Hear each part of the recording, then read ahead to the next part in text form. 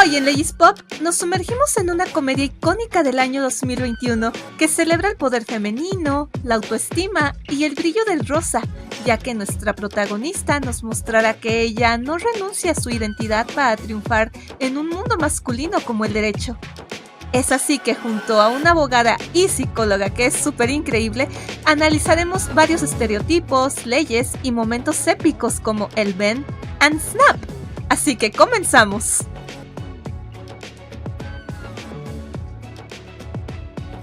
Muy buenos días, tardes o noches o la hora en la que ustedes estén viendo este especial por el Día del Abogado y de la Abogada de Leyes Pop. Les habla Nayemil y espero que se encuentren de maravilla. Pues en esta ocasión estamos de manteles largos y rosados porque contamos con la presencia de una de las colaboradoras más geniales que hemos tenido a lo largo de la historia de este podcast y vamos a darle un muy fuerte aplauso a la doctora Elizabeth Martínez. ¡Que se escuchen esas palmas! Hola Mieli, ¿cómo has estado? Hola, muy buenas tardes a todos y a todas. Muchas gracias, Nayemil. Como siempre, estas invitaciones son muy agradables para mí. Quiero saludar a a toda tu audiencia y pues espero que les agrade mucho la charla que tenemos el día de hoy, que es muy interesante.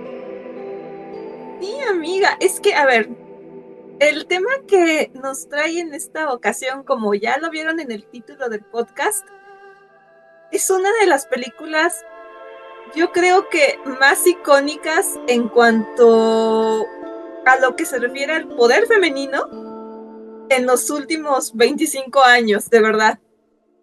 No estoy exagerando al decir que hoy me siento muy honrada de hablar de redoble de tambores, por favor. Legalmente Rubia.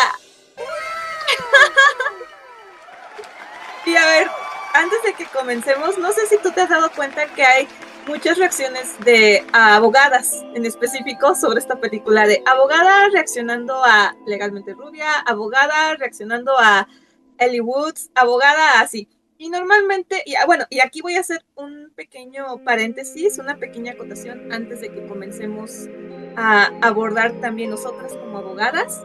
No me voy a enfocar aquí tanto a analizar la tradición jurídica en específico bajo la cual Ellie Woods está desarrollándose profesionalmente, porque, digo, eso es una clase muy rápida de 30 segundos de derecho, de teoría jurídica. Ella pertenece a un sistema de justicia llamado Common Law. En este caso, ella está en Estados Unidos y ella pertenece a una tradición muy distinta a la que pertenecemos todos los países latinoamericanos, ya que, como lo hemos dicho en otros capítulos, nuestra queridísima invitada proviene desde la hermosa Colombia. Ella viene de una tradición muy similar a la mía. Claro, cada país tiene sus tintes, sus cuestiones, pero nosotros pertenecemos a otro tipo de tradición jurídica.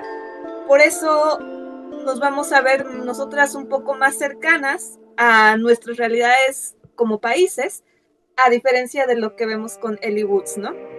Nada más hago esa pequeña acotación, que van a haber ciertas cuestiones que, si bien nosotras como abogadas podríamos alegar, nos vamos a enfocar en otros aspectos de la película, ¿ok?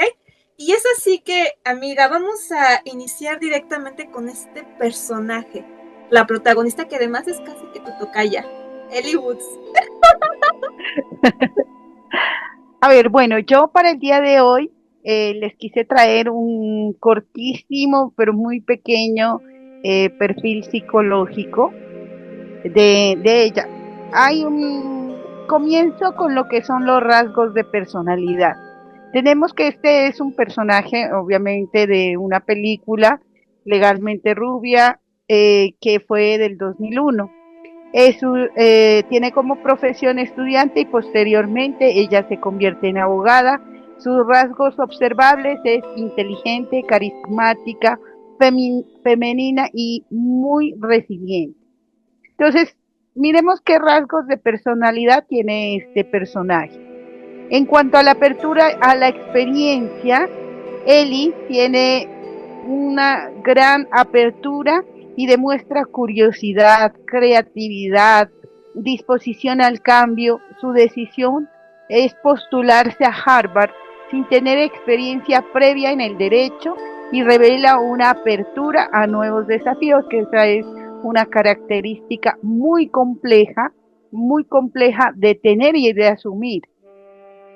En cuanto a la responsabilidad y conciencia, tiene una alta responsabilidad y conciencia, aunque en un inicio se la subestima.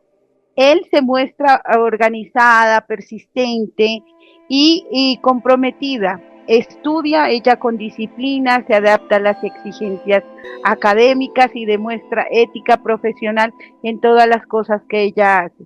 Bueno, miremos la extroversión. Como vemos durante toda la película, su extroversión es muy alta. Es sociable, expresiva, es segura de interactuar con las otras personas y obtiene una energía de las relaciones sociales. En cuanto a la amabilidad, como vemos siempre durante toda la película, hasta en los más complejas situaciones, muestra empatía, solidaridad y afecto por las demás personas. Su evolución con Vivian y el apoyo que le brinda a Paulette son muestra de su calidez interpersonal. Ahora vamos a ver el último, que es el neuroticismo. Este es bajo. La mayoría de personas tenemos un mediano nivel de neuroticismo o neurosis, ¿sí? Y ella lo muestra muy bajo o moderado, aunque experimenta tristeza e inseguridad tras la ruptura amorosa. Luego regula sus emociones y rápidamente ella se estabiliza en forma emocional y saca todas sus fortalezas. Ahora bien, en cuanto a la motivación y autoeficacia, él posee una alta motivación intrínseca, especialmente después del punto de quiebre que fue su ruptura en la relación emocional con Warden. Su motivación inicial es extrínseca, recuperar a su exnovio, pero evoluciona hacia metas personales más profundas, como demostrar su valía, romper estereotipos y encontrar su identidad profesional, que son cosas que aparentemente no se les da mucha importancia dentro de la película, porque lo que más se le da la importancia es todos esos intentos que ella hace por ser vista por su expareja. También tiene un fuerte sentido de autoeficacia, cree que su capacidad para lograr las metas complejas, incluso en un entorno que la desacredita. En cuanto a la inteligencia emocional, que es un rasgo característico eh, muy importante dentro de este personaje, vemos que tiene una gran inteligencia emocional, tiene autoconciencia, reconoce sus emociones y cómo éstas influyen en sus decisiones. Además, se autorregula contra sus impulsos en lugar de rendirse y reaccionar con ira, canaliza toda esta energía y cumple sus retos. Está motivada, fija sus metas en forma clara, de manera constante para alcanzarlas. En cuanto a la empatía, comprende y se conecta emocionalmente con todas las personas. Y en cuanto a las habilidades sociales, que son muy importantes, inspira, comunica con efectividad todo lo que ella siente y crea vínculos positivos con las personas que la rodean. Bueno, aquí podemos hablar mucho del good en cuanto a la identidad y desarrollo social y las fortalezas, pero en general lo que podemos decir es que el good es un personaje que desafía las categorías tradicionales del ser profesional y del ser mujer. Su perfil psicológico revela una persona compleja con una fuerte inteligencia emocional, una motivación profunda y un carácter resiliente, que le permite romper con los prejuicios de su alrededor sin perder su esencia. Más que un icono pop, él es un ejemplo de transformación y empoderamiento personal y profesional. Bueno, y estaba yo muy curiosa, Nayemi, de ubicar a Elwood en qué feminismo se encuentra. Y entonces la logré ubicar en el feminismo liberal. ¿Por qué en el feminismo liberal? Sin duda porque principalmente Elwood representa al feminismo liberal porque se centra en la igualdad de oportunidades entre hombres y mujeres dentro del sistema social político existente. Y también promueve el acceso equitativo a la educación, al trabajo, a la justicia, sin cuestionar el fondo de lo que del orden capitalista o jurídico. También vemos cómo encarna él en Harvard. Ella lucha por ser tomada en serio dentro del entorno elitista y masculino con la Facultad de Derecho de Harvard. También demuestra que es una mujer inteligente, competente y exitosa sin querer abandonar su feminidad. Ella lo que ella busca es eh, ser reconocida desde su feminidad, desde su forma de ser. No busca ni transformar el medio de afuera, ni transformarse ella violentamente para encajar. Dime. Sí, perdona aquí la interrupción, mi querida amiga, porque fíjate, yo creo que aquí sí podríamos hablar y esto da para muchísimas discusiones, debates, pláticas, charlas, o sea, da para muchísimo. Pero ¿por qué comento todo esto?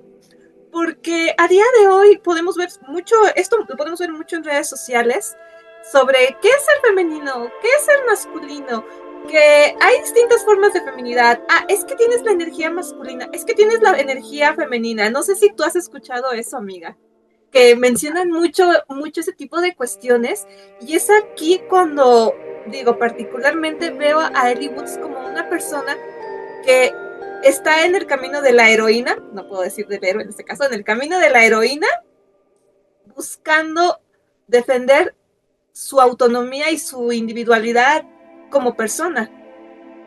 ¿Quién es ella? Sus características. Claro, al principio obviamente, pues sí, como tú bien lo dijiste y como se ve al principio de la película, la manera en la que inicia con ese suceso que le cambia el chip, que es pues la ruptura con Warner, que bueno, ahí es otra cuestión. Pero mira, aquí quiero retornar un poco a este punto, sobre esta cuestión que tú estás mencionando sobre la feminidad, sobre la masculinidad, que a día de hoy se discute mucho.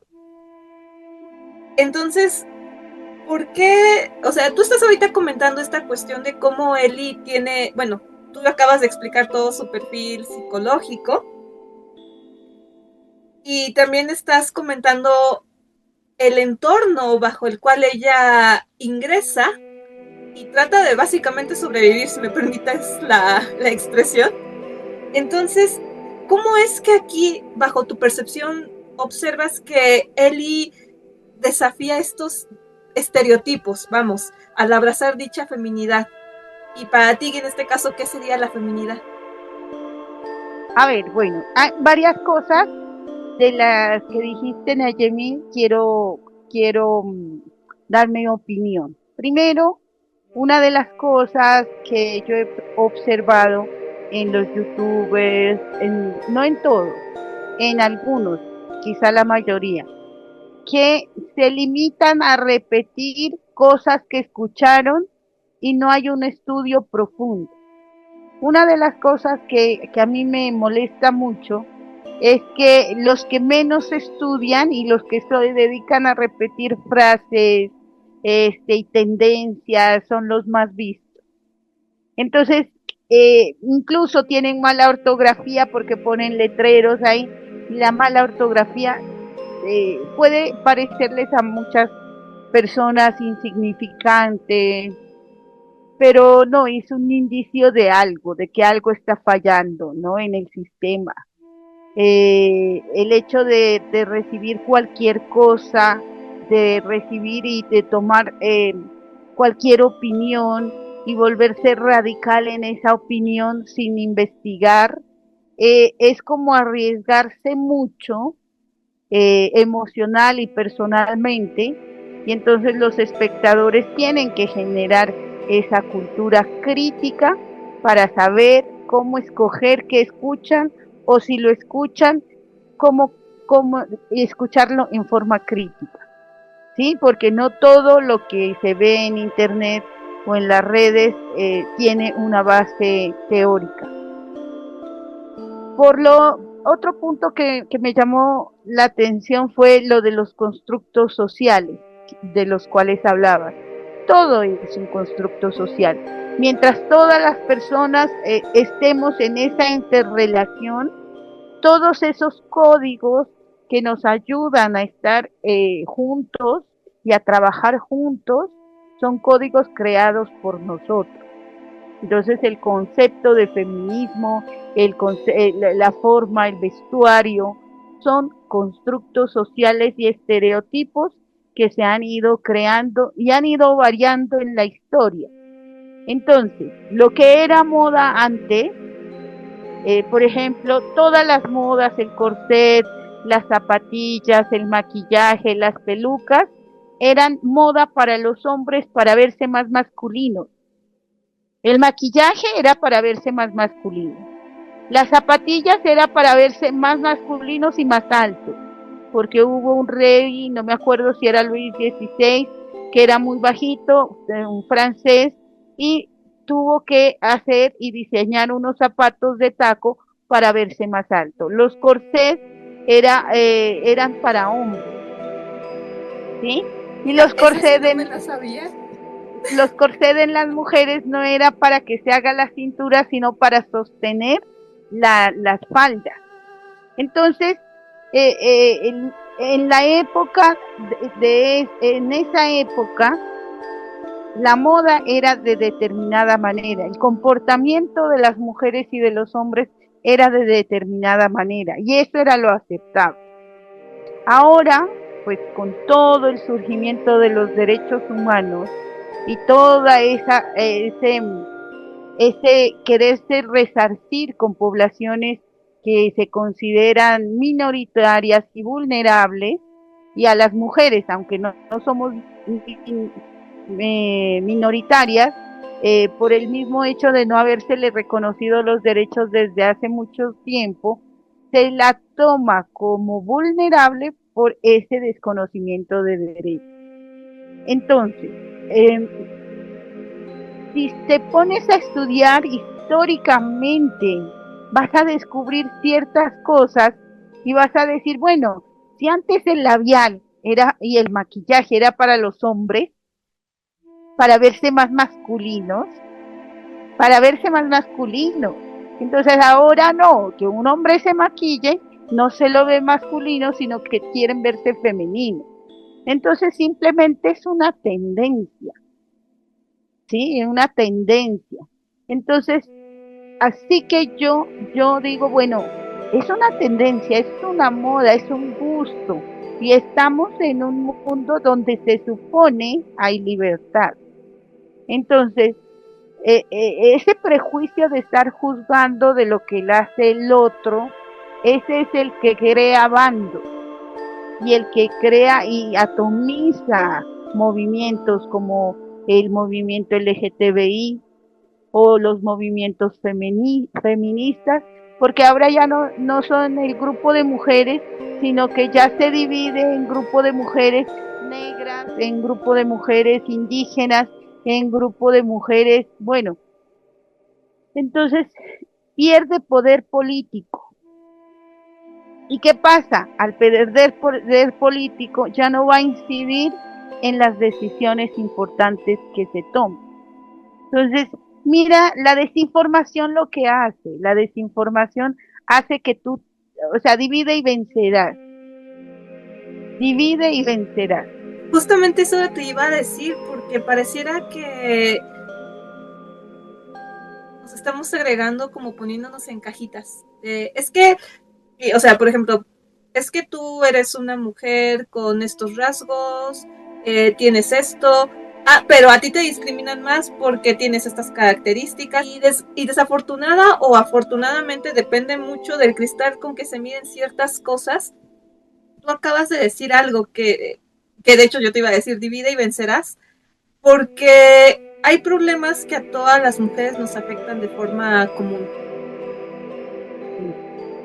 Y Ahora, que, ajá, perdón, y de hecho hasta incluso cuando hablamos de la defensa de los derechos, por ejemplo, están estas famosas pygmy, aquellas mujeres que buscan esa validación masculina y hay, o sea, y podemos ver de ellas así, pero por montones cómo pululan en la red, cuando esos mismos derechos que otros grupos de mujeres están peleando también les sirven para protegerlas a ellas.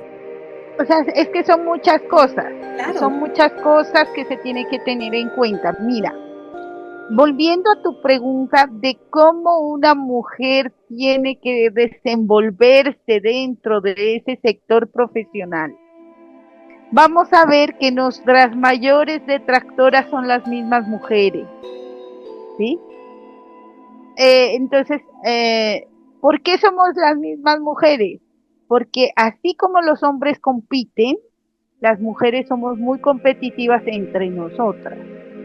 Esa es la primera barrera y el negarlo es cerrar los ojos a una verdad y eso no nos permite avanzar. Mientras los hombres, ellos sí se unen y se van a unir siempre. ¿Por qué? Porque ellos siempre se han unido, incluso desde que eran cazadores, ellos se tenían que unir, ¿no? Se tenían que unir para poder sobrevivir. En cambio, las mujeres formaban esas relaciones emocionales, ¿para qué? Con un interés, dejar a sus crías o a sus descendientes al cuidado de la vecina por si ellas llegaban a faltar, para garantizar la supervivencia de su descendencia. Bueno, entonces, dentro de todo este marco profesional, las mujeres sí que han hecho una lucha muy silenciosa, pero fuerte y constante. Y ahí están los feminismos, que cada uno de los feminismos ha tenido una lucha muy grande y lo ha logrado. Entonces vamos el feminismo de la primera ola, la de las sufragistas, este, vemos que ellas, las de la segunda ola, ahorita no recuerdo, pero se han ido ganando los, los, los espacios de voto, de trabajo, de ser reconocida como mayor de edad, de poder tener propiedad. Entonces, esas han, y no han sido luchas de ir a guerra, como las luchas que les toca vivir a los hombres, ¿ya? Entonces, son luchas de otra manera. Es más, mira, hay personas que les gusta incluso vestirse de mujer, ser femeninos o ser muy masculinas, ¿sí? Y eso no implica que necesariamente tengan disforia de género o tengan o se sientan mujeres, no, simplemente les gusta algo, les gusta ser drag queen, les gusta el show, les gusta maquillarse y eso es algo que estamos hablando, y es más, te propongo, ¿por qué no hacemos un podcast relacionado a la historia del maquillaje y de los vestidos? Y vamos a ver que los vestidos no determinan esa masculinidad o esa feminidad de la que estamos hablando. Ahí te lo pongo en la mente. Claro que sí, amiga. Entonces, Amo el tema. sí, hacemos el del maquillaje y el de la ropa. Y vamos a mostrar históricamente que eso simplemente es un constructo social, un gusto de época, y va a ir evolucionando y va a ir cambiando. Y perdón que Entonces, te interrumpa aquí tantito, amiga. Justamente en un capítulo que tuvimos hace unos meses de Legis Pop, en el cual hablamos de la película de Tubunku, gracias por todo, Julie Newmar, o Reinas o Reyes, como la conozcan. Justamente hablaban de la historia de tres drag queens. La analizamos con el abogado Jorge Olivo y hablamos de muchos temas. Y justamente en una de las partes de esta película, digo, ahorita seguimos con Legalmente Rubia, pero es un pequeño paréntesis, no se me espanten. Justamente en Reinas o Reyes, a casi hasta el final de la película, cuando el policía, bueno, el sheriff Dollar iba a detener a las tres drag queens, un granjero ya de cierta edad que tendría como que el perfil clásico conservador de blanco, estadounidense, con ciertas ideas, estaba consciente de que los primeros padres fundadores de Estados Unidos se ponían peluca y maquillaje, porque hasta lo comentan. Entonces, el hecho de que ahorita ya regresando con Ellie Woods y todo el entorno, todas estas cuestiones que estábamos hablando, ¿no? Porque desde la propia estética del personaje, ahora sí que era, perdón que lo diga de esta manera, era el clásico cliché de la Barbie, ¿cómo decía? Sí, de la Barbie, pues de la Barbie Malibu, tal cual, ajá, o la Barbie Malibu, Stacy Malibu de los Simpson, ¿no?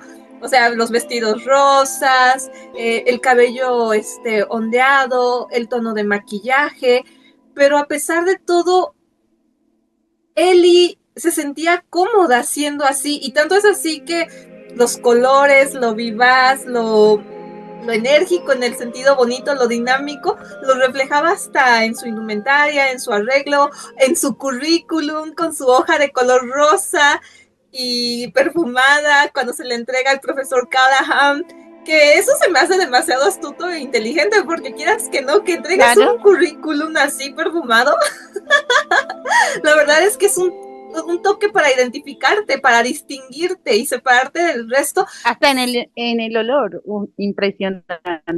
Así es. Y tenerlo las a mano. O sea, ajá. ¿Sí? Ella tenía su máquina de colores. Teniendo en cuenta esto, sí quiero llamar la atención a las modelos, ¿no? Miren, generalmente se cree que una modelo es bonita y ya. Y no, y ya, se volvió famosa. Eso es lo que cree la mayoría de personas. Pero las modelos, si se ponen a ver los documentales que han habido de las modelos o los detrás de cámara, miran que las modelos tienen que ser demasiado fuertes. Miremos una cara de Levine, que en este desfile que hicieron en París para la inauguración de unos Juegos Olímpicos, creo que fue, ella hizo de presentadora, modeló, y o sea, es una mujer poderosa en su desfile, en su presentación, en todas las, y si miramos todos los aspectos de su vida, es una vida muy dura y es una mujer muy joven y está perfecta siempre. Vamos a ser sinceras tú y yo, Nayemi. Usar tacos es la cosa más tortuosa.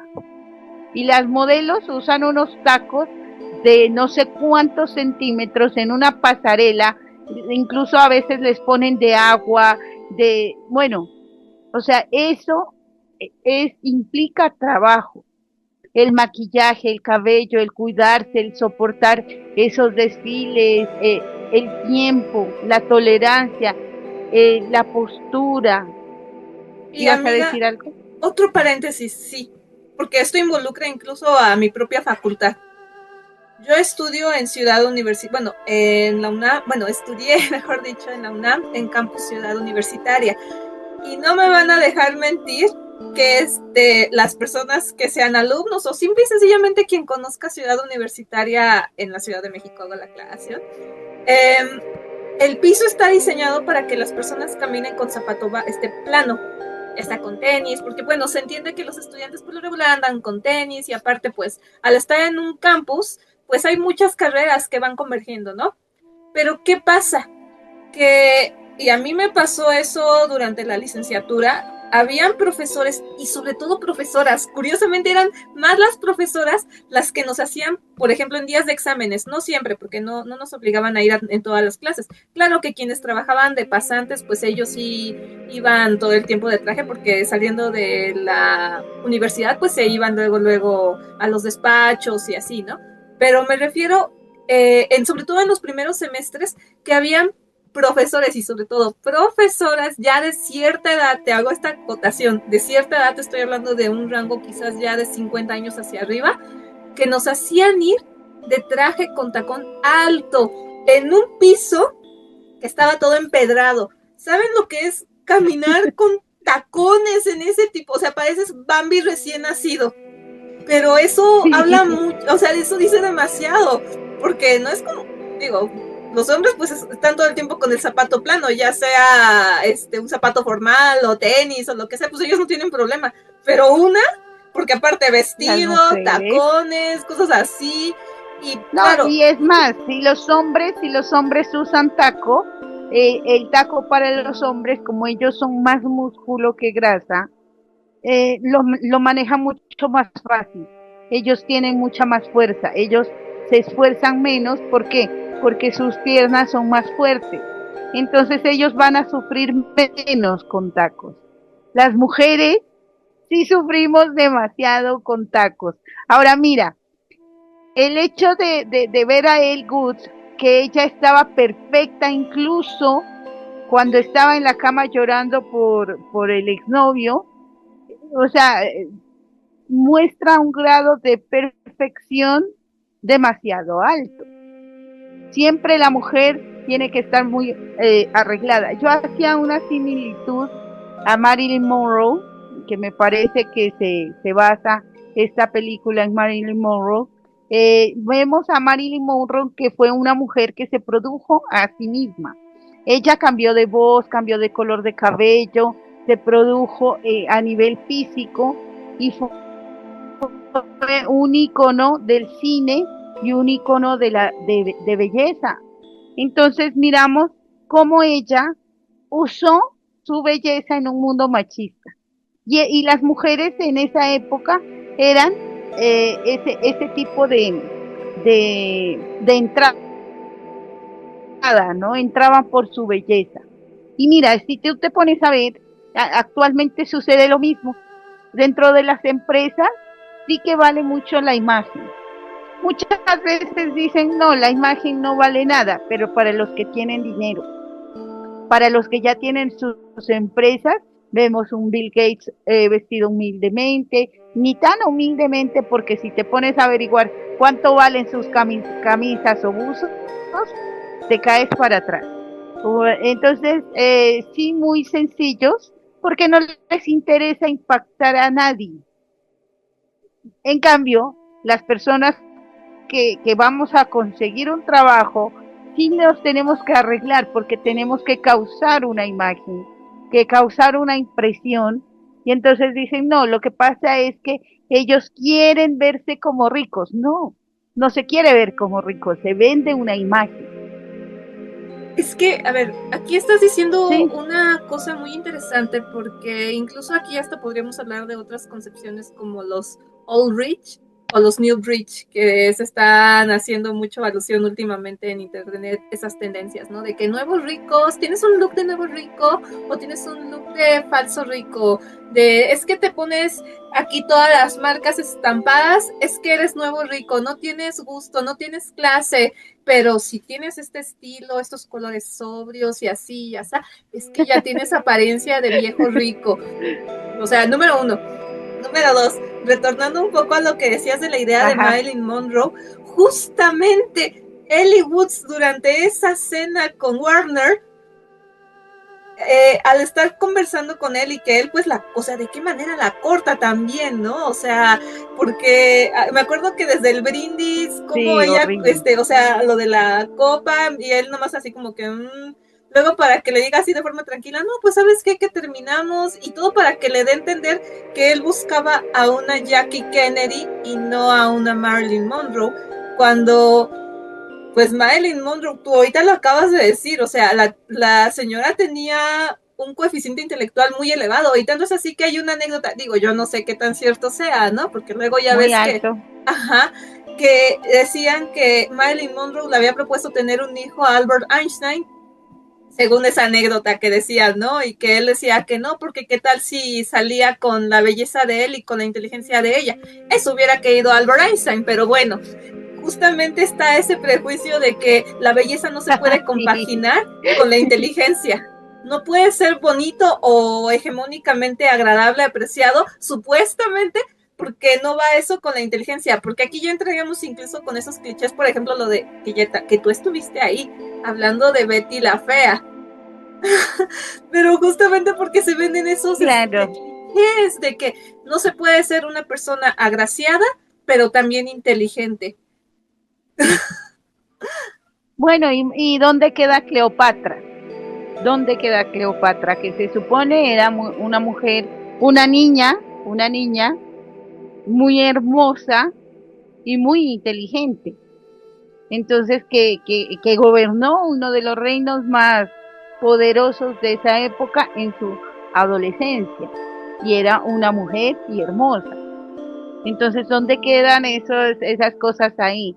Entonces, ahí sí tocaría como muy bien revisar la teoría de castas, ¿no? Porque, por ejemplo, la belleza dicen, la belleza tiene sus estereotipos. O por ejemplo, dentro de los cargos públicos tiene que haber esa inteligencia o esa lucha, como esos concursos de méritos. Pero no es así. Mira, si tú te das cuenta, los hijos de los ricos o de los políticos, sean inteligentes o no sean inteligentes, siempre van a ocupar cargos muy altos, porque tienen el poder y no los van a discriminar de que si son mujeres o son hombres o si son trans o si son lo que sean.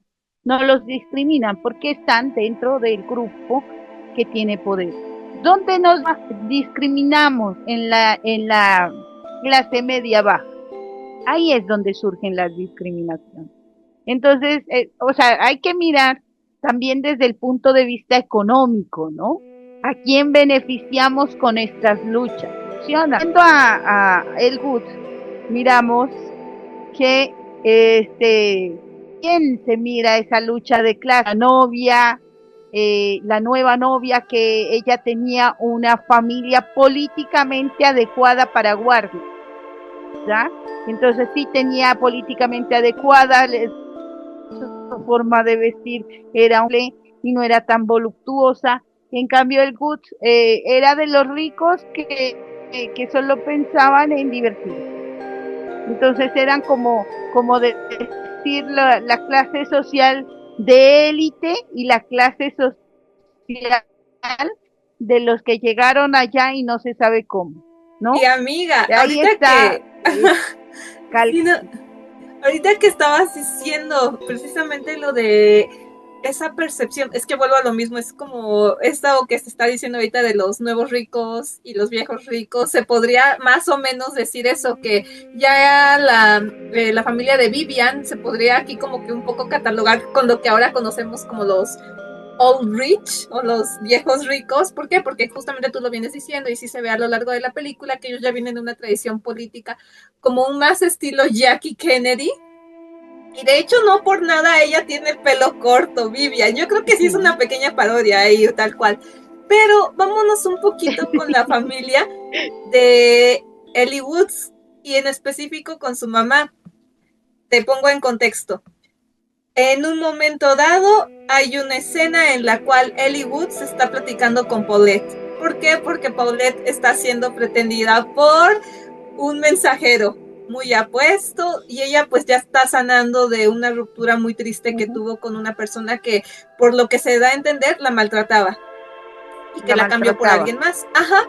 Entonces ella está tratando de rehacer su vida, de reconocerse a sí misma, de recuperar su autonomía, su autoestima.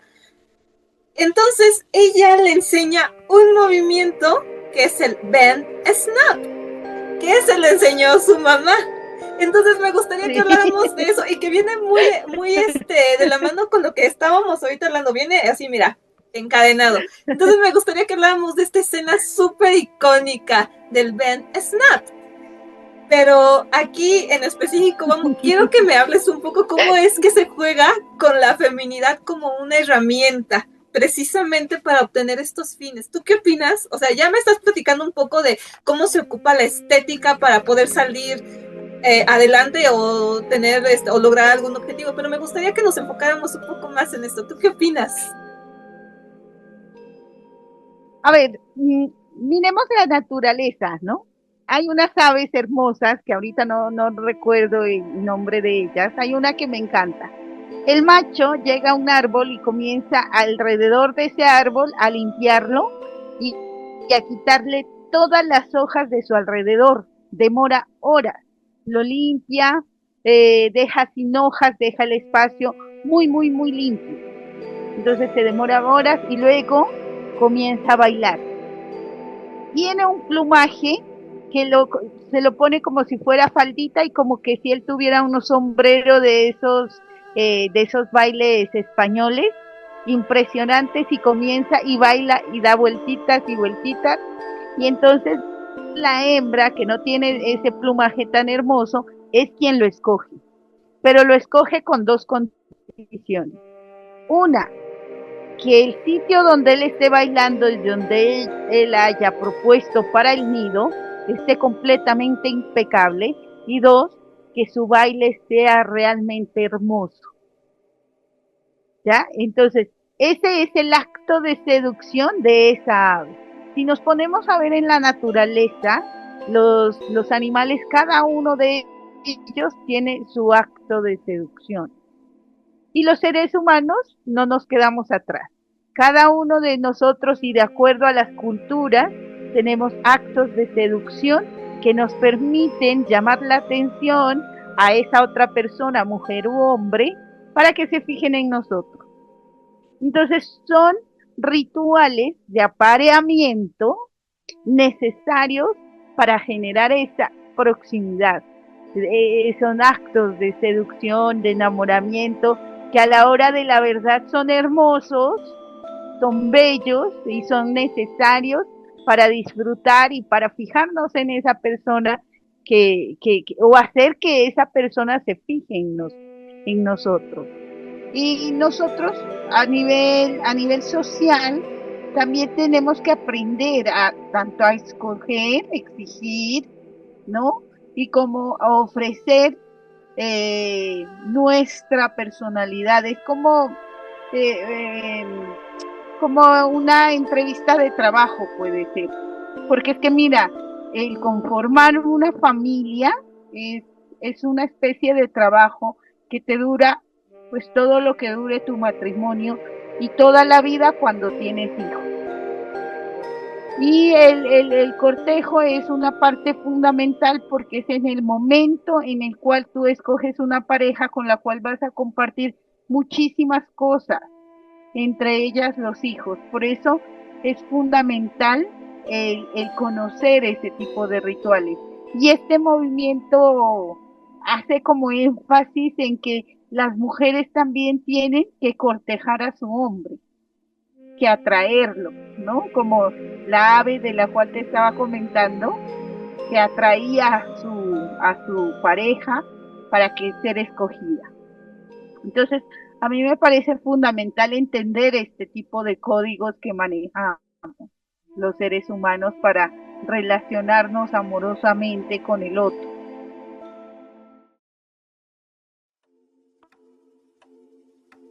En el episodio de hoy de Leyes Pop, nos sumergimos en el mundo rosa, brillante y sorprendentemente profundo de Legalmente Rubia, la película de 2021 que convirtió a Ellie Woods, interpretada por Reese Witherspoon, en un ícono de la cultura pop. Acompañada por una abogada y psicóloga, exploramos cómo esta comedia rompió barreras y sigue resonando más de 2 décadas después. La historia sigue a Ellie, una chica que, tras ser subestimada por su apariencia y su amor por la moda, decide estudiar Derecho en Harvard para recuperar a su exnovio Warner. Lo que comienza como una misión romántica se transforma en un viaje de autodescubrimiento donde ella demuestra que ser femenina y poderosa no son opuestos.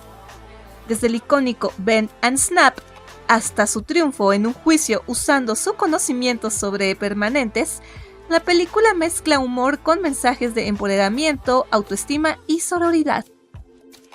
Es así que estamos viendo a lo largo de este episodio si Legalmente Rubia es realmente una película feminista para su época, ya que se puede observar cómo en esta cinta se desafían estereotipos de género al mostrar a una mujer que no renuncia a su identidad para triunfar en un mundo masculino como el derecho.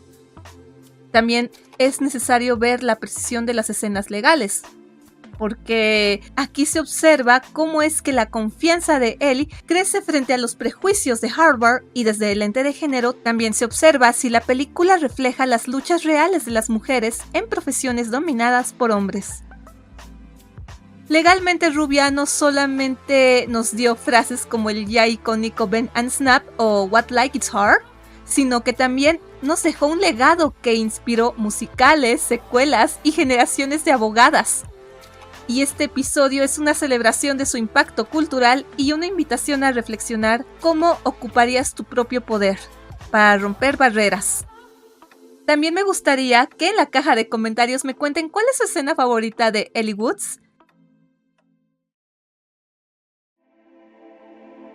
Y es que, vamos, se me hizo tan linda la escena como tal. Digo, también entiendo el trasfondo de la escena, porque por un lado está Paulette, pues, hay que también entender el estado en el que ella se encontraba, ¿no? Estaba superando una ruptura.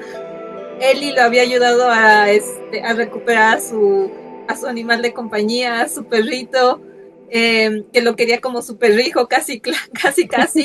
Y de hecho el propio trato que tenía Ellie con su propio perrito también, como hasta iba a clases. Sí, y en la 2 toda se basa en esa recuperación de la mamá del perro de Elwood, y todo ese énfasis que se puso al no maltrato animal, ¿no? Que incluso hace una ley en la segunda película. Y de hecho, incluso ella lo menciona también como parte de la primera película, que ella de hecho era vegetariana. De hecho, cuando hacen el perfil, cuando estaban examinando las personas, pues ahora sí que todos los datos de ingreso para ver si Ellie era admitida o no, que hablaban, o sea, parecía como que ocupaban el sentido del humor para mostrarla como alguien, entre comillas, hueca, porque tenía ciertos intereses, pero realmente eran intereses muy loables, porque por ejemplo diseñaba ropa con piel sintética, es decir, estamos hablando de cuidado y de respeto a la naturaleza. Hacía campañas, que sí lo mezclaba con otro tipo de aficiones, pero oye, en cualquier entrevista de trabajo o en cualquier lugar te preguntan ¿cuáles son tus hobbies? ¿Qué tiene de malo, no? O sea, no es como que vivas en una roca o sea, es un robot que solamente esté diseñado para trabajar, ¿no? O sea, también tienen que conocer a la personalidad en su conjunto. Y con relación a lo que, retornando un poco a lo del Bend and Snap, es que de verdad se me hizo tan lindo, porque Ellie fue muy empática con todas las chicas que estaban en el salón de belleza, y que de hecho haya sido justamente en el salón de belleza, que es como un lugar que estereotípicamente se conocería como como un lugar femenino, un lugar de rituales femeninos. ¿Para qué? Para preservar la belleza, y que hubieran mujeres de toda índole, que no estuvieran segregadas como lo veníamos diciendo en un principio, que cómo es posible que hay distintos grupos que nos van separando a las mujeres, y que justamente en ese entorno estaban todas las mujeres, a lo mejor uniéndose para un baile, la coreografía del Bend and Snap, pero habían mujeres de todo tipo, habían mujeres afroamericanas, mujeres rubias, pelirrojas, habían mujeres más delgadas, más gordas, delgadas, sí. Ajá. Y aquí quiero rescatar, Nayemi, quiero rescatar el espacio que nosotras como mujeres hemos perdido que es el baño público. Mira que tú estás hablando de algo fundamental, que es que las mujeres tenemos lugares donde nos reunimos para ciertos rituales que solo las mujeres sabemos, y en ciertos lugares en donde nosotros estamos en indefensión, porque estamos mostrando ciertas partes y ciertas emocionalidades tan íntimas que solo otras mujeres pueden comprender. Entonces eso es algo que cuando ya llega y te afecta personalmente, ya dices, no, o sea, hay que hacer un pare aquí, hay que o hacerlo más lentamente, ¿sí? O separarlos definitivamente de una vez, baños para cada grupo, porque estamos perdiendo espacios que ganamos hace muchísimo tiempo. Ganamos, no, que ganaron las mujeres que lo lucharon. Ahora imagínate que lo irónico de la vida es que ahorita todas las mujeres que lucharon por ese trabajo, por figurar profesionalmente, por tener esos otros espacios, actualmente también tienen que luchar por retornar a la casa, por ser aceptadas, por ser mujeres que solo quieren ser o que quieren ser madres y esposas. Tienen que volver a luchar para recuperar ese espacio. ¿No te parece una locura? Pues sí, porque incluso ahora, o sea, es que aquí pasan varias cosas. Volvemos otra vez a aquello de la división por secciones. Divide y vencerás. Ajá, porque no puedes, o sea, no digo que pase en todos lados, digo, también hay que atender un poco al contexto de cada persona, digo, particularmente, no puedo, así que no puedo hablar por otra persona más que por mí. Afortunadamente estoy en un entorno en el que las mujeres con las que me rodeo respetan mis decisiones y yo respeto las de ellas, y eso es lindo. Pero también estoy consciente que existen otras realidades, que existen otros contextos, que hay otras chicas que no tan fácilmente pueden expresar, por ejemplo, su deseo de ser madre sin que la discriminen, o su deseo de no ser madre, de que no quieran ser madre sin que la discriminen. En pocas palabras, y eso pasa creo que ya a todas las personas, independientemente si son hombres o son mujeres, que nunca se le da gusto a nadie, así de simple. Exactamente, más aún con las redes sociales. Entonces, mira, fíjate, hablar de estos espacios y hablar de estos lugares, de estos rituales, digo, por ejemplo, está esta cuestión de que luego entre chicas pues nos estamos de, oye, ¿me puedes vigilar cuando estamos de espaldas? Ya sabemos por qué, eso es lenguaje femenino, que también los hombres lo saben, pero bueno. O sea, son ese tipo de señales en las cuales nosotras como chicas nos apoyamos, que también ellos han de tener sus propias claro, jergas, sus propios lenguajes. Pero aquí vamos a entrar a un punto muy interesante, ¿sabes? Porque, bueno, toda esta trama, bueno, o mejor dicho, la mayoría de esta trama se desarrolla en dos lugares. Ya hablamos de uno, que es el salón de belleza, que es como que el templo, es como el espacio seguro de él, de hecho, porque a la manicurista, a esta Paulette, la ocupa como una especie de psicóloga, más o menos, o como de consejera. De consejera. Sí, como de gurú. Trevor, perdone. Sí, entonces hay otro espacio que es donde se desarrolla la historia y que justamente es el punto clave de la película, que en este caso es Harvard, la universidad, la facultad de Derecho. Entonces, aquí estamos viendo como que dos escenarios totalmente diferentes.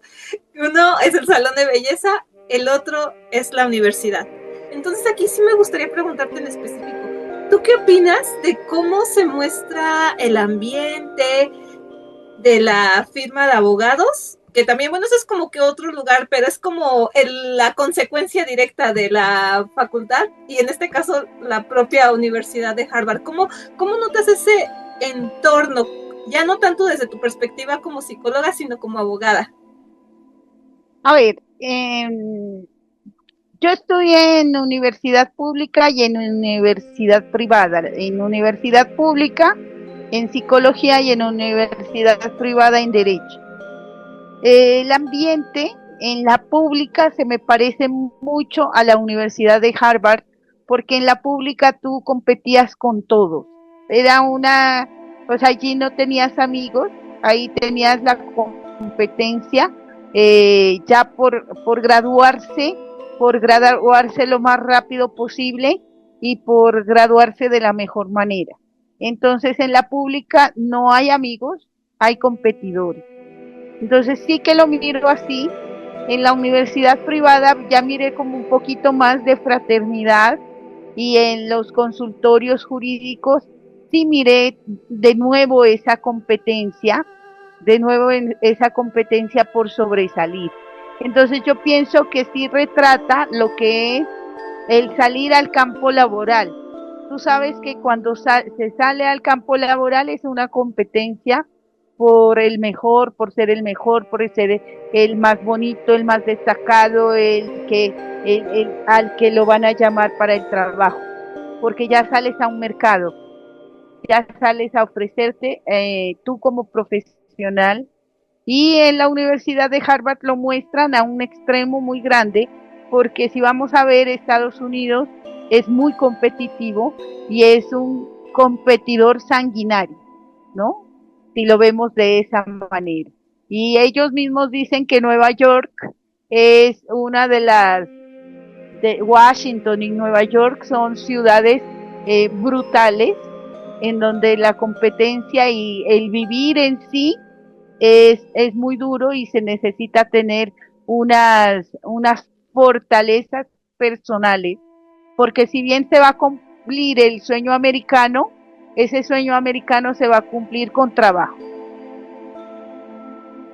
Entonces, si vemos, yo pienso que ese ambiente es un ambiente ya dirigido al trabajo y al manejo de las políticas, y tú sabes que la política es descarnada, y ahí se veirá todos los tipos de políticos, de abogados, de la estructura judicial que estamos viviendo. Por ejemplo, acá en Colombia se vive un poco de corrupción dentro de la rama judicial, y dentro de la política un poco más, y sí hay esa competición, pero ya es una competencia como muy desleal ya, ¿no? Pero la hay.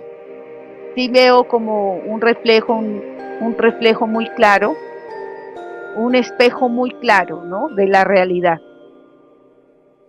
Fíjate lo que comentas aquí, porque, bueno, porque reitero, ya ves que había dicho que no voy a hablar mucho de la tradición jurídica y todo eso, porque aparte hay otros videos donde se explica muy bien el caso de que en este caso ayuda a resolver Ellie Woods, ¿no? Yo más bien me quiero como que enfocar a todo el entorno en particular y no al caso en concreto que se examina, que bueno, sí da para mucho discutir y más, digo, Sí, así que mi vena penalista sale. Pero por cierto, aquí estamos hablando de una cuestión penal, y curiosamente yo estoy en el entendido de que el profesor Callahan, que de hecho terminó siendo el acosador de Ellie, yo entiendo que él le da como una materia equivalente a derecho penal, o cuando menos a teoría de la ley penal y del delito, por dadas ahora sí que ciertas cuestiones que se van mostrando a lo largo de la película. Pienso yo que él era como que su profesor de derecho penal, pero justamente aquí sí se maneja, vuelvo a lo mismo, estas imágenes, este lenguaje como de un mini universo, o de un universo a escala de lo que se viene tras la graduación. En este caso, la manera en la que tienen que pelear por el puesto para las pasantías en aquel despacho, en aquel despacho en el que está pues el profesor Callahan ofertando pues 4 vacantes, porque aparte él tenía esa fama. Yo reitero, el prestigio y la fama son cosas muy diferentes, porque cualquiera puede tener fama, no cualquiera puede tener prestigio.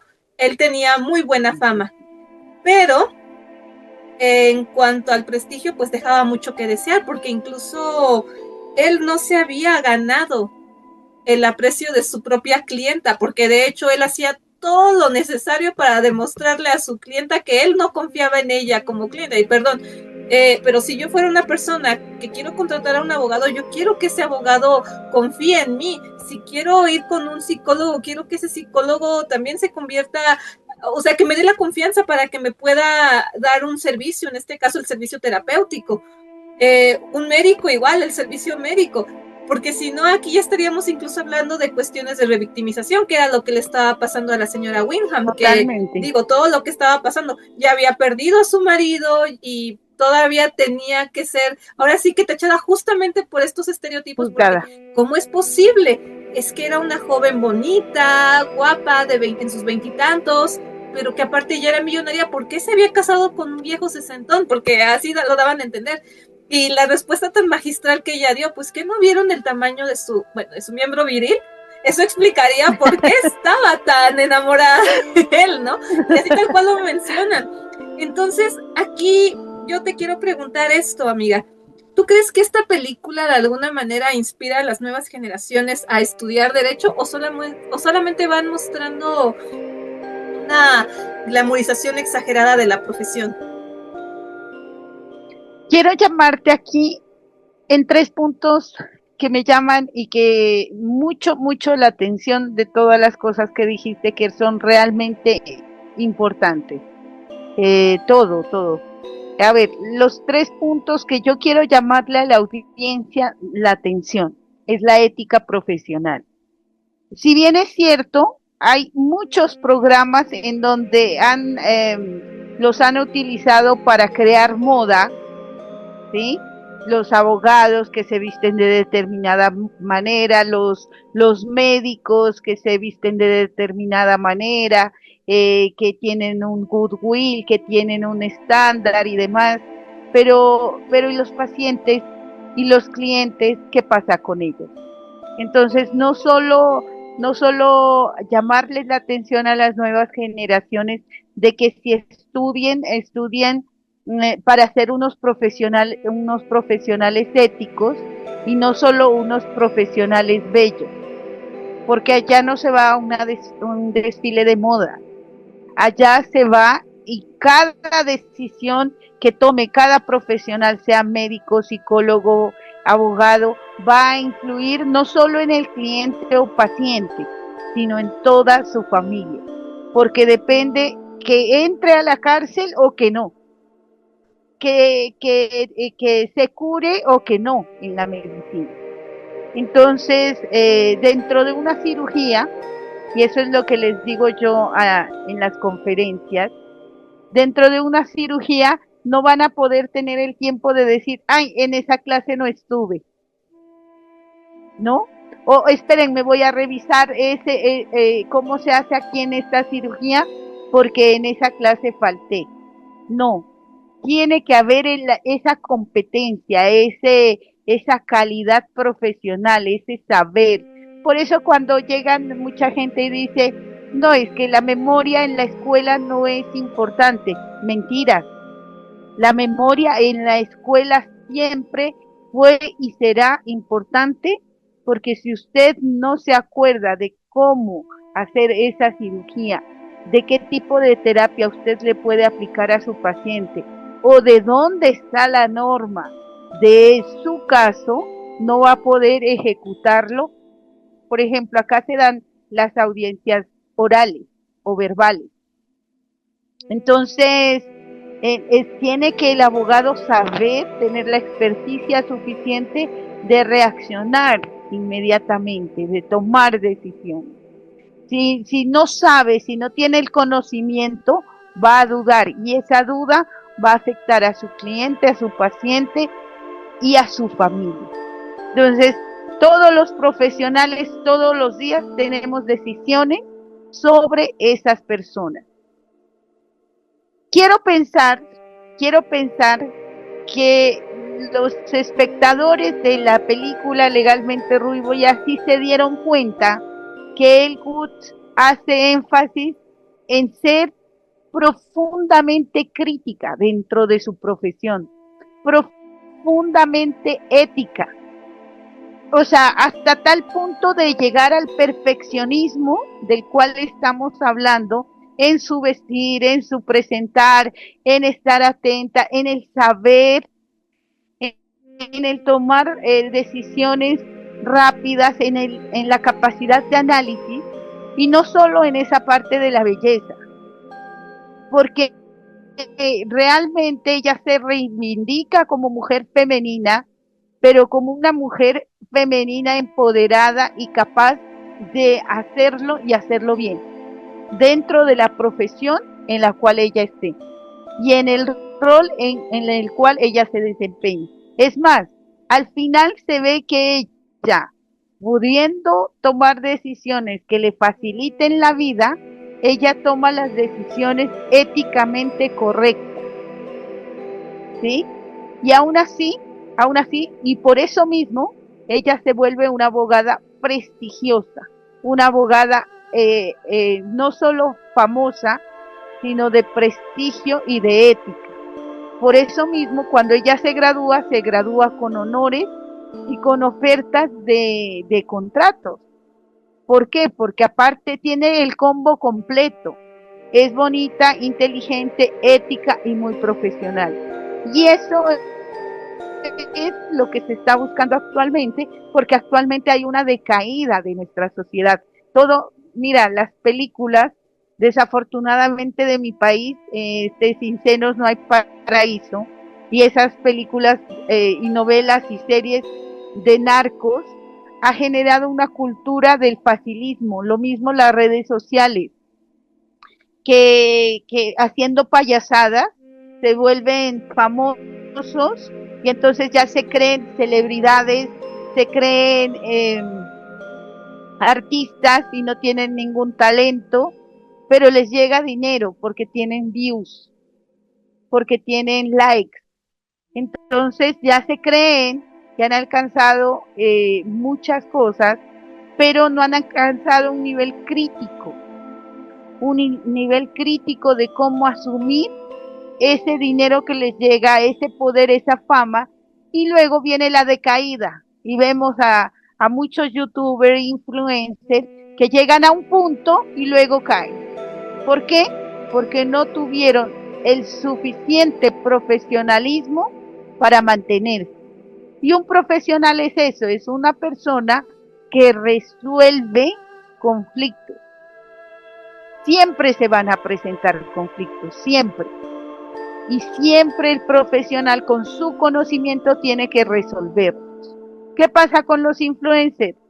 Como no tienen un criterio realmente, la mayoría, ¿no? No todos, porque hay unos influencers, unos youtubers que son espectaculares, como tú, por ejemplo, que tienen una profundidad y que llevan en sí un mensaje que tiene criterio, que permite y que tiene la intencionalidad de aportar positivamente a la sociedad, ¿no?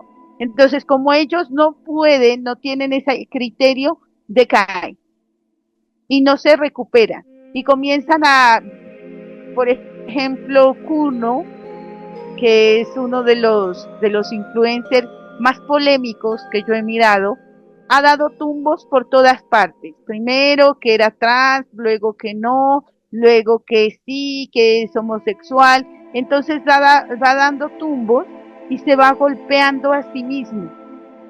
Y la gente lo está golpeando y no se recupera. ¿Por qué? Ahora sí Porque le perdón que te falta su interrumpa. criterio, sí. Dime. Claro, y es que justamente es como, hay un término, se me fue el término en inglés, pero en español la traducción sería una prostituta de la atención. Se me fue, creo que es Attention World, creo si no me equivoco, pero bueno, o sea, la traducción sería prostituta de la atención, o sea, hasta qué punto estás dispuesto a comercializarte por un like, por una interacción o demás, y justamente eso era lo que no quería esta Ellie. De hecho, Ellie en su propia naturaleza atraía la atención, y era curioso porque al principio se burlaban de ella, incluso en el salón de clases. ¿Por qué? Porque la veían con su ropa, con sus colores bonitos, colores vivos, a diferencia de los demás, pues que iban con colores neutros, negro, café, beige, así. y ella pues sí con un color rosita, o con su saco que pues el primero que usaba, así que el primer día de Sí. clases, que es como el color turquesa con tornasol y con su corbatita o así. La verdad es que a mí me Y cuando encanta ese abrigo. estuvo con el disfraz de conejita, Pero que fue a porque fue comprar pero ahí estamos hablando de una algo trampa. antiético, o sea, de una Sí, cosa totalmente poco ética por parte de la otra persona, porque esta Vivian, ahora sí que no sé si puedo ocupar aquí la palabra, pero maquiavélicamente pensó, a ver, ella es rubia, viene de este lado, posiblemente si tiene estos gustos se va a disfrazar de esta manera, la voy a dejar en ridículo, evidenciándola, pero curiosamente, con todo y todo, ella solamente fue a esa fiesta de disfraz, la fiesta de no disfraces, porque ella era la única disfrazada, ella fue a sí, confrontarla y le dijo que, o sea, y todavía la otra quería hacerle la burla, pero la otra, esta Ellie, contestó de una manera muy elegante. sí. O sea, Y se así que fue le a dio su comprar atención. con su atuendo, se fue a comprar un computador. Y ahí es donde la vuelve a ver el que próximamente sería su novio.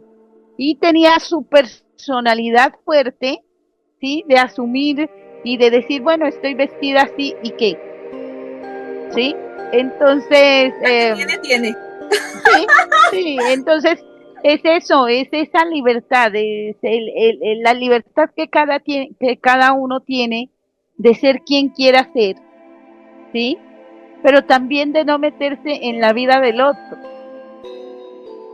¿sí? O sea, yo creo que ese es uno de los feminismos, a mí me gusta el feminismo liberal, porque respeta esas posibilidades, ¿no? O sea, yo pienso que las mujeres deberíamos de apoyarnos en el sentido de respetar esa decisión de si se quiere ser femenina, masculina, de si se quiere ser profesional, ama de casa, de si, pues es que todas las personas somos diferentes.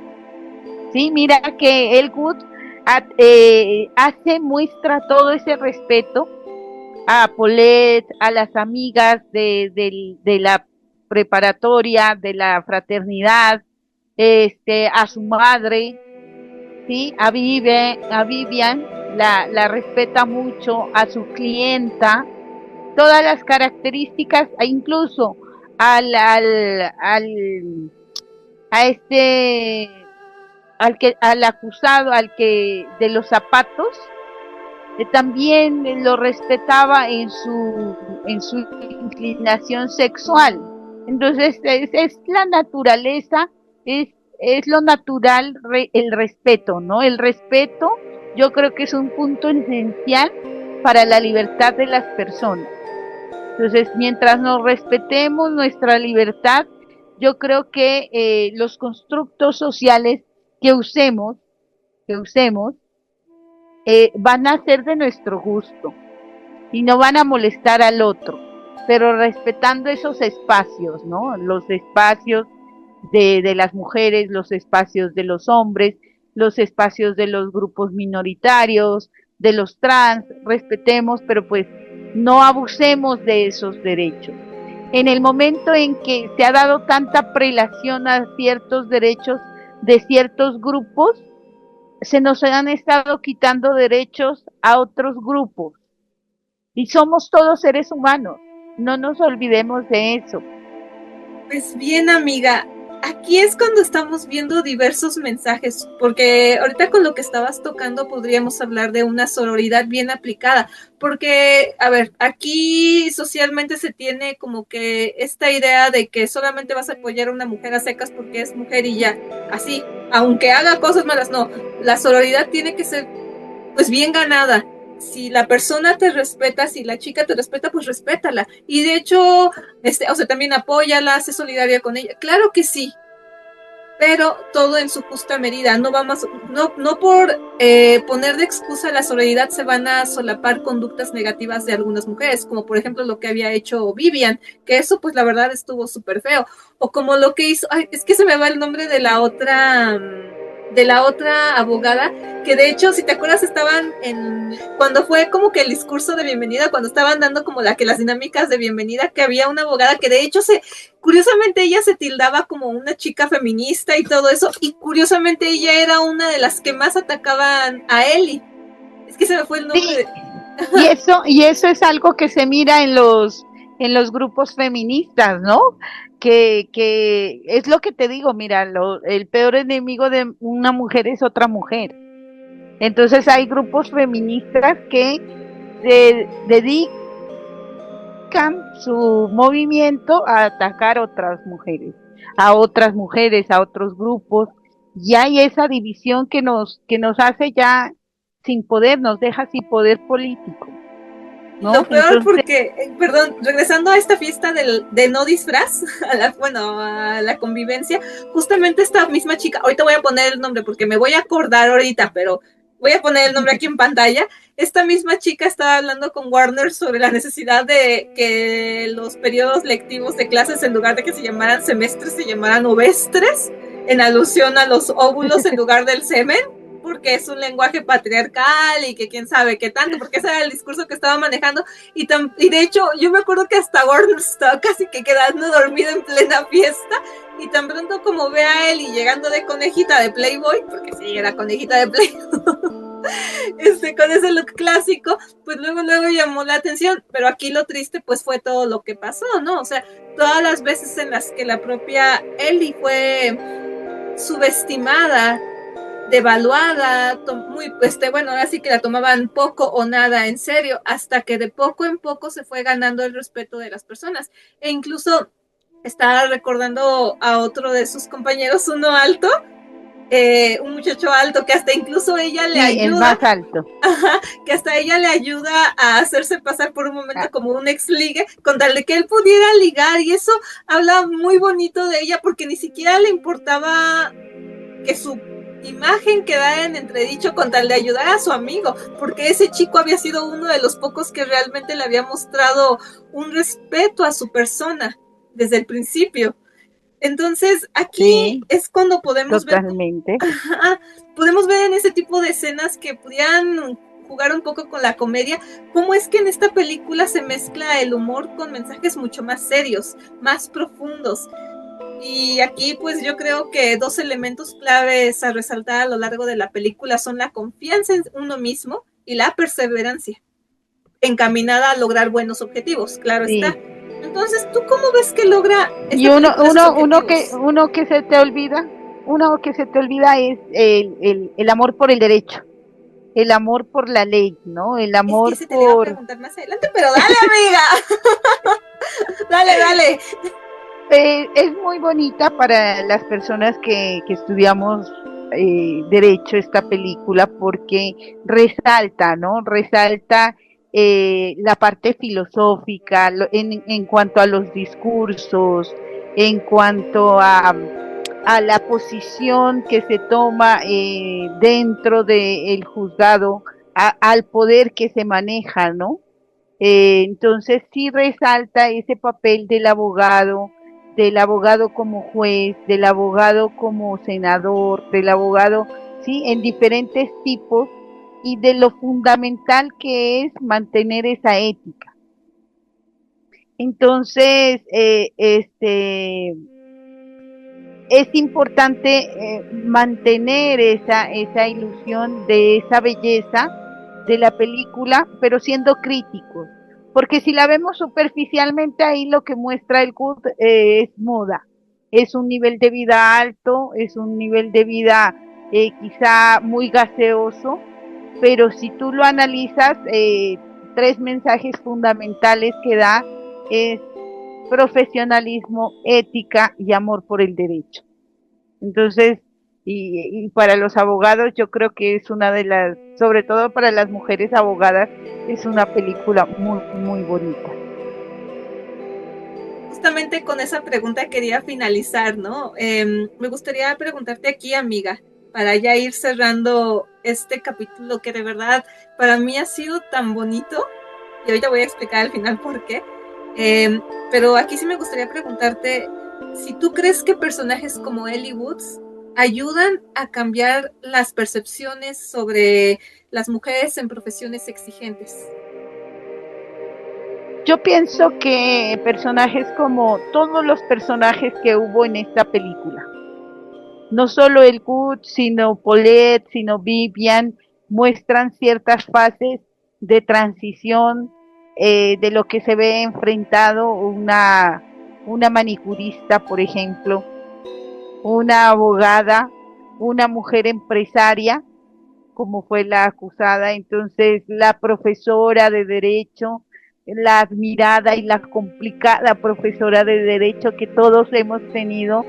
Acá, por ejemplo, eh, Ricardo Rabinovich es uno de los profesores a los cuales yo admiro profundamente, y es muy complejo responder las exigencias de una clase de ellos.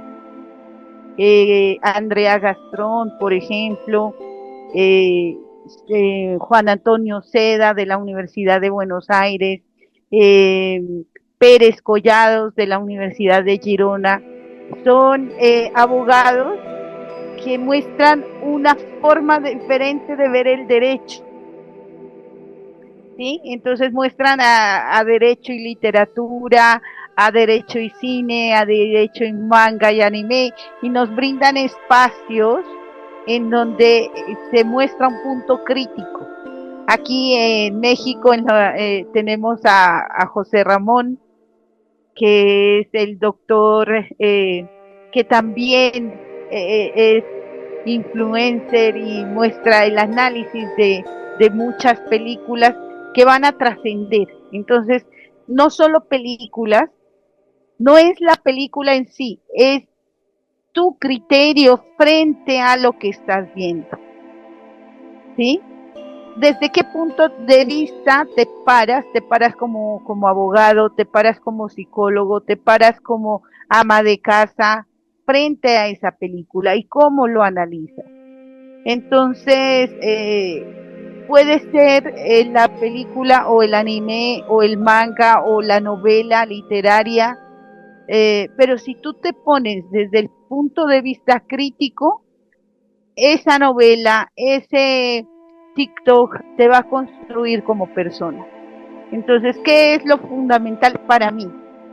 Para mí es generar esa crítica de análisis, ese deseo de consultar, ¿no? El deseo de ver la historia, de contrastar las noticias con esta película, de contrastarlo con la realidad, con lo que se siente.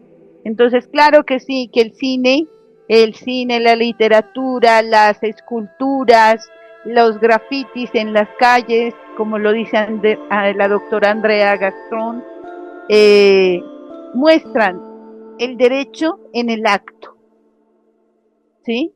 Muestran la psicología en el acto, muestran cómo está nuestra economía. Entonces nosotros tenemos que visibilizar esos aspectos mediante nuestra crítica, mediante nuestro punto de vista. ¿Cómo incide eso en mi vida? ¿Qué mensaje me da? Entonces yo pienso que sí, que nos traen muchas cosas, que nos muestran muchas más cosas que solo una imagen y un momento gracioso, ¿no? Pero no hay que dejar esa parte lúdica tampoco atrás. Ay, y mira, qué bonitas palabras acabas de decir, amiga, porque, por ejemplo, en mi caso, el doctor José Ramón Narváez, tú sabes que aparte de que ha sido colaborador en este espacio también, él es uno de mis mentores. Yo de aquí, por ejemplo, bueno, aparte de él, también tengo a otros ejemplos con otro colaborador de este canal que es el doctor Eduardo Filip, por ejemplo. bueno, también el maestro Eduardo Filip, que también ha estado aquí en este espacio, afortunadamente, pero por ejemplo está el doctor Walter Arellano, que también, al igual que tú, es abogado y psicólogo. Otra que también ha sido colaboradora aquí, pues les digo que no traigo a cualquier persona de este canal, o sea, modestia aparte. Digo, aquí sí lo presumo esto, porque sí merece presumirse. Por ejemplo, a una que yo la veo como una especie de madre intelectual, de madre académica, si me permites la expresión, a a la doctora María Teresa Ambrosio, que también es abogada, psicóloga, criminóloga y victimóloga. O sea, mis respetos, es una eminencia de persona. Tuve el honor de que ella me dirigiera la tesis precisamente de especialización en materia penal, ahora sí que en derecho penal. Y la verdad han sido momentos clave, porque no era, estos profesores que te he mencionado, entre otros tantos, el maestro Christopher Pastrana, y bueno, hay muchísimos más que de verdad puedo enumerar con muchísimo cariño. Estos profesores yo no los olvido, así como llegué a tener, mejor dicho, tú llegas a tener a tu profesor, bueno, o profesora Strongwell, yo también llegué a tener a estos profesores Strongwell. Sí. Si bien ellos quizás no me hicieron citar la frase de Aristóteles, que lo voy a poner ahorita aquí en pantalla, más allá de eso, yo también concuerdo con Ellen Woods, que no hay forma de estudiar el derecho sin que no haya pasión de por medio. Tiene que haber pasión para estudiarlo, así como tiene que haber pasión para que uno se dedique a lo que a uno le guste. Porque no solamente la pasión se aplica al derecho, sino se aplica a todo lo que uno hace en la vida, porque eso es lo que justamente le da sentido a la vida, saber disfrutar de cada momento del proceso, de las experiencias, del entorno. Claro, habrá momentos más fáciles, momentos más complicados. Yo, por ejemplo, tío, te cuento esto como anécdota rápida. Me acuerdo que, y si lo está viendo, doctor Ambrosio, de verdad, se lo digo con mucho cariño, muchísimas gracias, porque yo me acuerdo que el día en que le llevé mi protocolo de investigación, yo llevé literal así mis hojitas impresas, así buscando como ratoncito en la biblioteca a la doctora. Ya la encuentro y ella pues ya sabía que yo le iba a presentar un protocolo, pero pues ella lo tenía que examinar pues para ver si me aceptaba como, en este caso, como su alumna, ¿no? Para que me dirigiera a ella la tesis. O sea, aunque por fuera iba tranquila y así, por dentro yo me sentía como un ratoncito enfrentándome a un león, porque digo, ¿cómo le voy a hacer, no? Y yo recuerdo que ella me dio los parámetros, ella me hizo una pregunta muy clave, me preguntó por qué quería hacer esa tesis, y yo pues pensé que, le digo, bueno, lo estoy contestando aquí en el objetivo de la investigación, porque quiero estudiar este fenómeno, así, ya sabes. Y ella me dijo, no te estoy preguntando eso, yo te estoy preguntando a ti Nancy, ¿por qué quieres estudiar eso? Y entendí que ella quería saber cuáles eran mis motivaciones internas.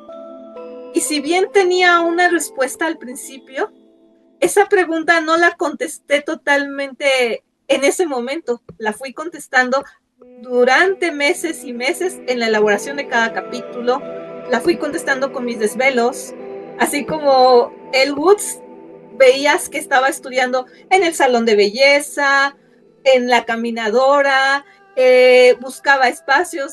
Todas fuimos Ellen Woods en algún momento. Por eso comparto esto.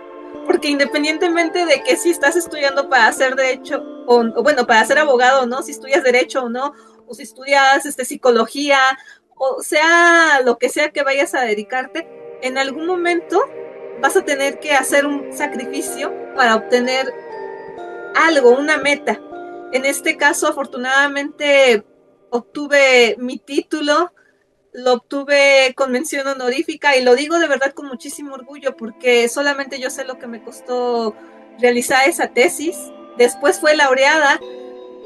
Entonces, en su momento a mí me costaba trabajo reconocer todo ese tipo de cosas. De hecho, yo me las callaba y ahora las digo con orgullo, porque a final de cuentas es parte de la historia de mi vida. ¿Y por qué digo esto, amiga? Para ir ya cerrando este podcast. Porque a día de hoy, volviendo a estas cuestiones sobre lo femenino y lo masculino, muchos hombres dicen que las mujeres no sabemos hacer podcast sobre cosas profundas. Perdón, pero si hablar de la confianza, de la perseverancia, de la pasión y de la autoestima que todos como seres humanos, independientemente de nuestro género, de nuestro sexo, del color de nuestra piel o de nuestras características en general, si nosotros no hacemos valer ese respeto hacia nuestra persona, pues nadie más lo va a hacer. Y si esto no es importante para las personas que tanto alegan que las mujeres nada más hablamos de tonterías y superficialidades, yo no sé ellos qué encuentren como importante. Y a mí me parece lo de tonterías y superficialidades un concepto muy volátil, porque como te digo, mira, el maquillaje, los tacos, la forma de vestir, la moda, parecería gaseoso y volátil y algo superfluo, pero eso marca tendencias, mueve políticas y mueve poder económico y poder en general. Entonces, es como muy ligero llamar superficial a algo, ¿no? Entonces, sí, sí, yo pienso que los hombres y las mujeres también deben de generar ese punto crítico. Yo les llamo la atención a eso, a generar ese punto crítico y mirar la perspectiva femenina, ¿sí? La perspectiva masculina, la perspectiva trans. Estamos en esa libertad y tenemos que aprender a apreciar esa variedad. Hablamos de diversidad, hablamos de derechos y hablamos de ese apreciar, como lo que tú dices, Nayemín. Estas cosas de feminidades, de masculinidades, esto que tú traes, esta película que parecería casi que superficial, es trascendente, marca un hito en muchas cosas, ¿no?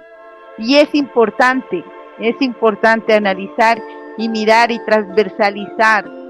Y ese llamado que tú haces, valiente, porque muchas veces sí, muchas mujeres han tenido esas características del good, han sido discriminadas por ser bellas como tú, inteligentes.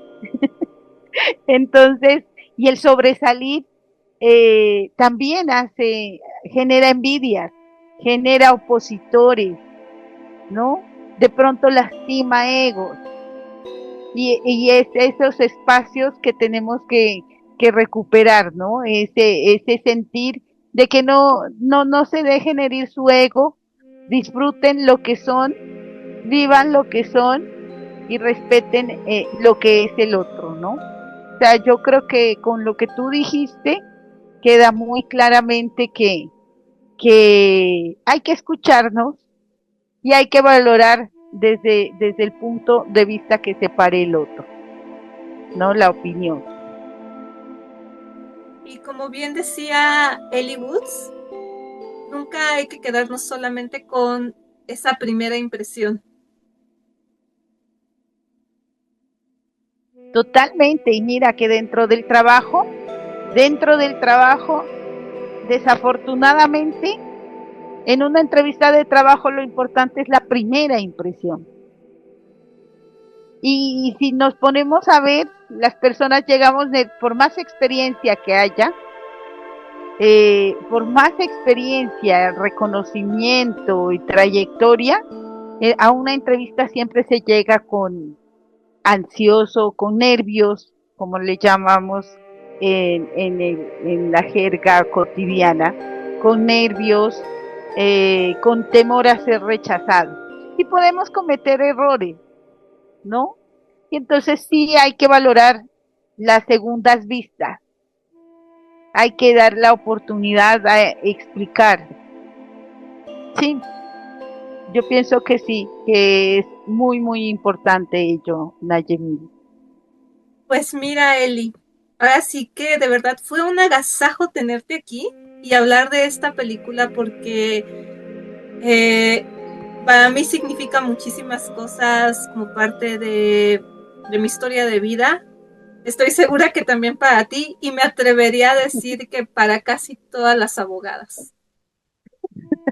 De verdad que me atrevería a decirlo, pero quitando más allá las cuestiones del género, como lo vengo diciendo,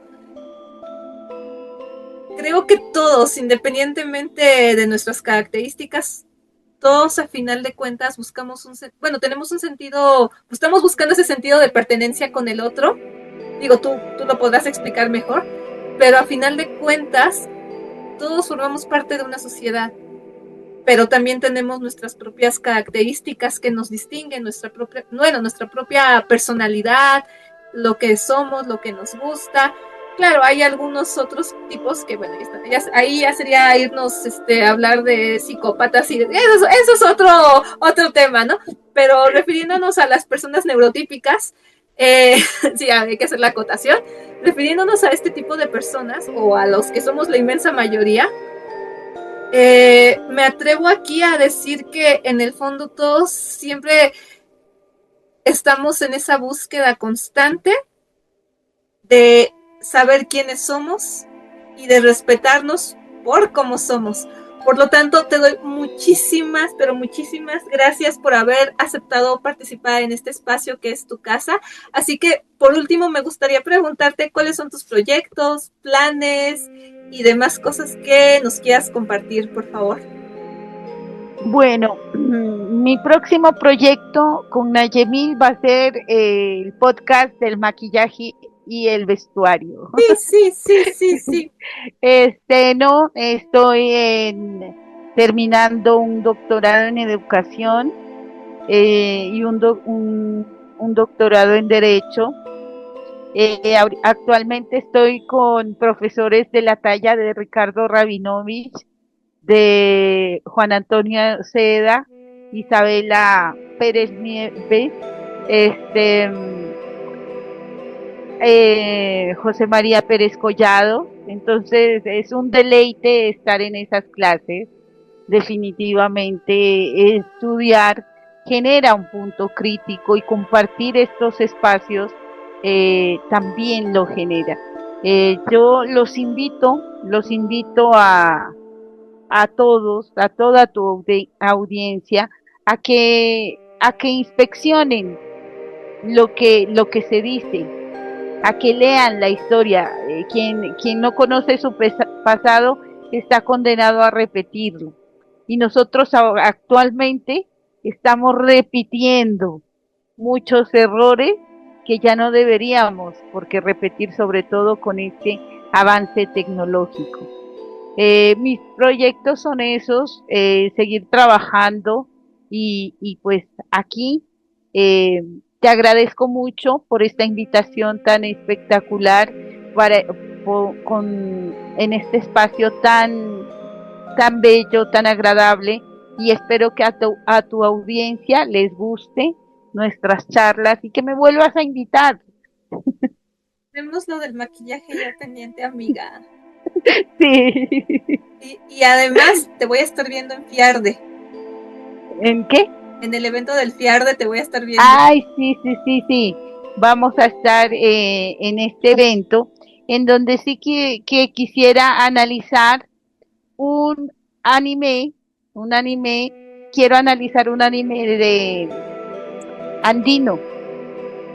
Ese es un anime que me llamó mucho la atención porque, como sabes, pertenezco a la Comisión de Investigación Sociojurídica de Manga y Anime y de Derecho de la Universidad de Buenos Aires, ¿sí?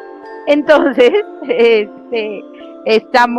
yo quiero analizar este anime que está basado en toda la cultura peruana, que es andina, y yo como vivo, soy de la ciudad de Pasto, al sur de Colombia. Nosotros también somos andinos y tenemos muchísimas cosas parecidas a Perú. Y mira, que yo he ido a México y he ido a Perú. Y yo soy enamorada de México. Yo amo México, amo su gente, amo su cultura. Yo me sentí muy bien en México y quiero volver 1000 veces. Pero Perú es un lugar, para mí, Miraflores es el París de Sudamérica. El lugar más romántico que yo he mirado es Miraflores, allá en Lima. Les invito a Miraflores. Y en Cusco, todo Perú, está lleno de historia, de arte, de cultura, de misticismo, se siente esa energía espiritual, las personas son muy espirituales y hay todo ese ambiente de misticismo.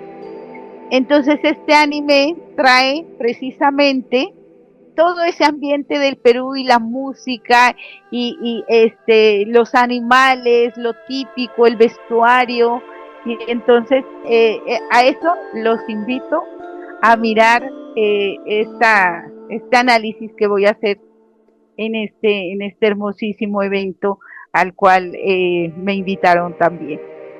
Así es, ya estaré compartiendo en mis redes sociales los links para que lo vean, la participación de forma remota. Bueno, mi compañera va a estar de forma remota.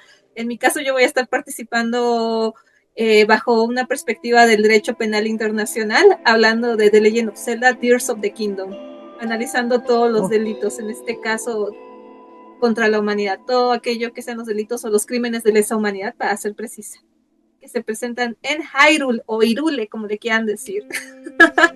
Genial, genial. Sí, pero bueno, pues mi estimada audiencia, les agradezco muchísimo que hayan llegado hasta este punto. Y sin más, si este contenido les gustó, les agradeceré mucho que me apoyen con sus pulgares arriba, que comenten esto y pues, ¿por qué no? También que ahora sí que me sigan en mis redes sociales que van a aparecer en pantalla en estos momentos. También sigan a mi compañera Elizabeth.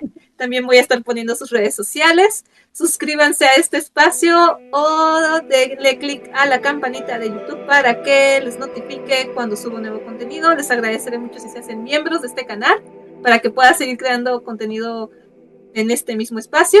Y nuevamente les doy las gracias tanto a ti, Mieli, como a todos ustedes, mi estimada audiencia, por estar regalándonos unos minutos de su valioso tiempo. Hasta la próxima. Nos estamos viendo. Adiós. Bye.